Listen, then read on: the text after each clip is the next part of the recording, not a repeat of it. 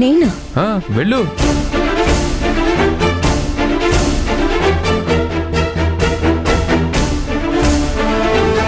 చెప్పండి ఆంటీ, ఏంటి ఇలా వచ్చారు?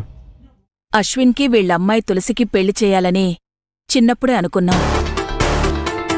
నిశ్చితార్థానికి ముందు గుళ్ళో మా 2 కుటుంబాలు వాళ్ల పెళ్లి గురించి ఒక మాట అనుకోవడం మా ఆనవాయితీ.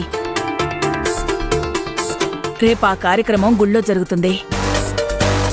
దానికి రమ్మని పిలవడానికొచ్చాం బాబూ.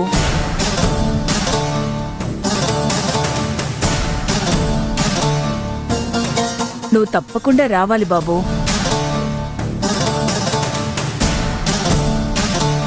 అశ్విన్కి వీళ్ళ అమ్మాయితో పెళ్ళా? అవును బాబూ. పెళ్లి కొప్పుకోని అశ్విన్ పెళ్లి కొప్పుకున్నాడు అంటే కారణం ఈ బాబే. అవునా? అవును. ఈ బాబు మాట్లాడాకే అశ్విన్ ఒప్పుకున్నాడు.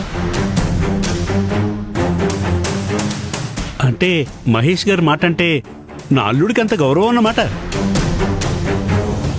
మా కొడుకు ఒకటవ్వాలని, అశ్విన్ ఇంట్లో నుంచి పంపాలని నేను చెప్పిన మాటని ఇంత సీరియస్గా తీసుకున్నారేంటి వీళ్ళు? పాపం అశ్విన్ని నేనే ఈ పెళ్లి సమస్యలో ఇరికించానన్నమాట. బాబూ, చెప్పండి. మీరు తప్పకుండా రావాలి. ష్యూర్, ఖచ్చితంగా వస్తాను. నేను రాకుండా ఎలా? అవునండి, అశ్విన్ ఎంతకీ దీనికి ఒప్పుకున్నాడా?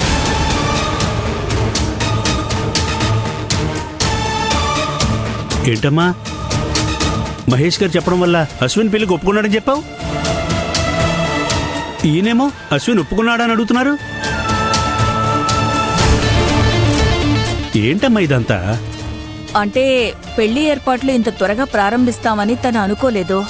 ఓహో, అందుకే తను అలా అడిగాడు. అశ్విన్ మీ ముందే పెళ్లికి ఒప్పుకున్నాడు కదా. అవునవును, కరెక్ట్.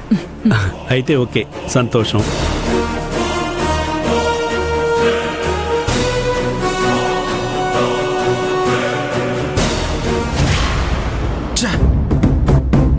మామయ్యకి మన ప్రేమ గురించి చెప్దామనుకుంటే వెనకే మా అమ్మ కూడా వచ్చేసింది. మామూలుగా వచ్చిందారా మీ అమ్మ? రేపు నీ పెళ్లి గురించి గుళ్ళో ఒక మాట అనుకుంటావని